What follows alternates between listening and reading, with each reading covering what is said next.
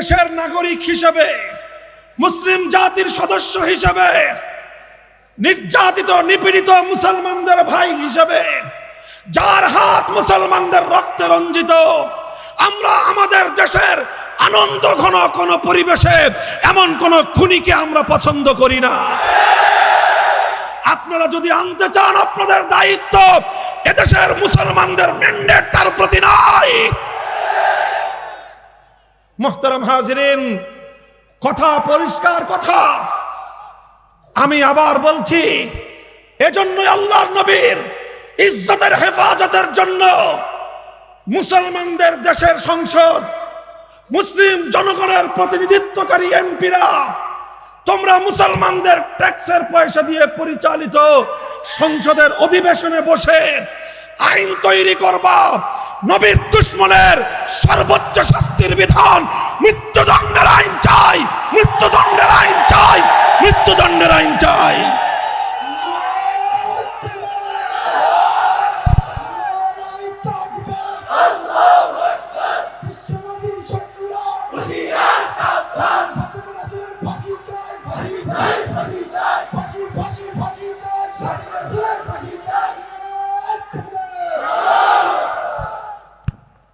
মুহতারাম হাজিরিন, কথা শুরু করেছিলাম যেখান থেকে, মান আহাব্বা লিল্লাহ ওয়া আবগাদা লিল্লাহ।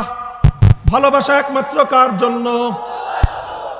আল্লাহর ভালোবাসা, যাকে যাকে ভালোবাসতে বলবে তাকে তুমি ভালোবাসবে। ওয়া আবগাদা লিল্লাহ, শত্রুতা কার জন্য? আল্লাহর ভালোবাসার দাবি, যার যার সঙ্গে সম্পর্ক ছিন্ন করতে বলবে, আল্লাহর ভালোবাসার দাবি পূরণ করতে, তার সঙ্গে সম্পর্ক ছিন্ন করতে এক মুহূর্ত বিলম্ব করা যাবে না। ওয়ালা তাখুযকুম বিহিমা রাফাতুন ফি দীনিল্লাহ ইন কুনতুম তুমিনুনা বিল্লাহি ওয়াল ইয়াউমিল আখির। যদি আল্লাহর উপর তোমার ঈমান থেকে থাকে, যদি পরকালের উপর তোমার ঈমান থেকে থাকে, আল্লাহ যাকে দুশমন বানাতে বলেছেন, তুমি কশিনকালেও তার সঙ্গে পীড়িত করতে পারো না। আল ওয়ালা ওয়াল বারা ইসলামের একটা গুরুত্বপূর্ণ অধ্যায়। আলেম সমাজ জনগণকে এ ব্যাপারে সোচ্চার করুন। এই বসেন ধর্মপ্রাণ মুসলমান, গুরুত্বপূর্ণ কথা, আখেরি পয়গাম শুনে তারপরে বাড়িতে যাবেন। স্লোগান দিয়েই শুধুমাত্র দায়িত্ব ক্ষান্ত করা যাবে না, দায়িত্ব কাঁধে তুলে নিতে হবে। জাতির অগ্রগতি, দেশের উন্নয়ন, ইসলামের হেফাজতের সিপাহসালার হিসেবে ভূমিকা পালন করতে হবে। এজন্য বলে দিচ্ছি, আল ওয়ালা ওয়াল বারা শব্দ দুটো মুখস্থ করে যান। এরপর এই বিষয়ে যার যার মসজিদের ইমাম সাহেবানদের কাছ থেকে, আলেম ওলামাদের কাছ থেকে ইসলামী শরীয়তের এই গুরুত্বপূর্ণ বিষয়ক নির্দেশনা গ্রহণ করবেন, তালিম গ্রহণ করবেন। আল ওয়ালা অর্থ হলো ইসলামের দৃষ্টিতে বন্ধুত্বের মাপকাঠি কি হবে। আল বারা অর্থ হলো আল্লাহর কোরআন এবং নবীর সুন্নাহর দৃষ্টিতে শত্রুতা এবং সম্পর্ক ছিন্ন করার দৃষ্টিভঙ্গি কি হবে। কথা পরিষ্কার?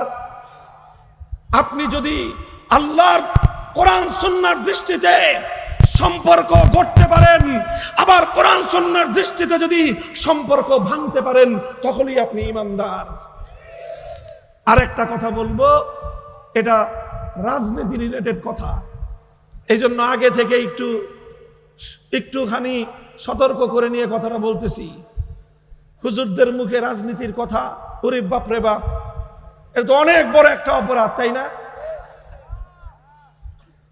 হ্যাঁ, ওয়াজের মাহফিলে ওই দলীয় রাজনীতির কথা আমি বলবো না, তবে ওই রাজনীতির কথা তো আমাকে বলতেই হবে যেই রাজনীতির সম্পর্ক আমার এবং মুসলমানদের ঈমানের সাথে।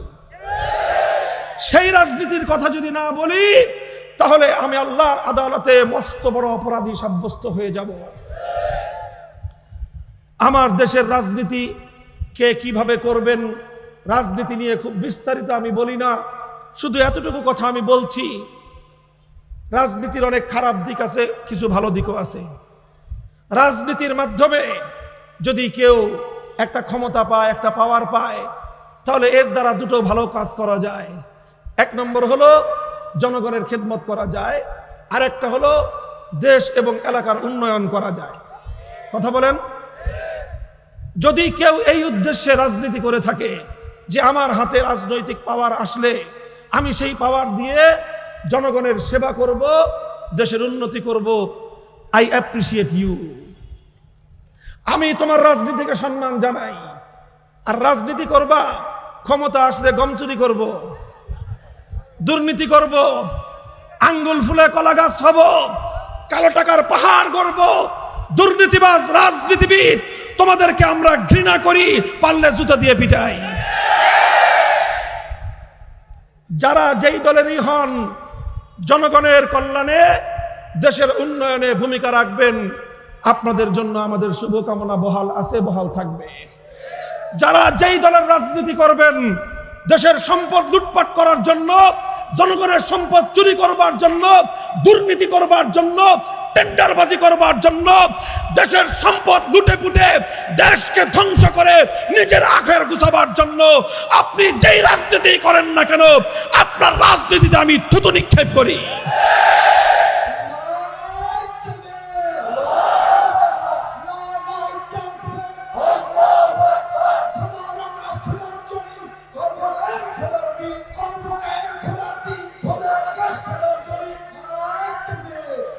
মুহতারাম হাজিরিন, এই জায়গাটা থেকে আমি বলছি, আমি আমার দেশের মুসলমান, বিশেষ করে ইয়াং জেনারেশন এবং বিশেষ করে যারা রাজনৈতিক নেতা কর্মী, তাদেরকে বলতেছি, তোমরা যেই যেই দলের রাজনীতি করো, শুধু রাজনীতির কারণে আমরা তোমাদেরকে দুশ্মন মনে করি না, তোমাদেরকে বেঈমান কাফেরও মনে করি না, তোমাদেরকে অমুসলিম মনে করি না।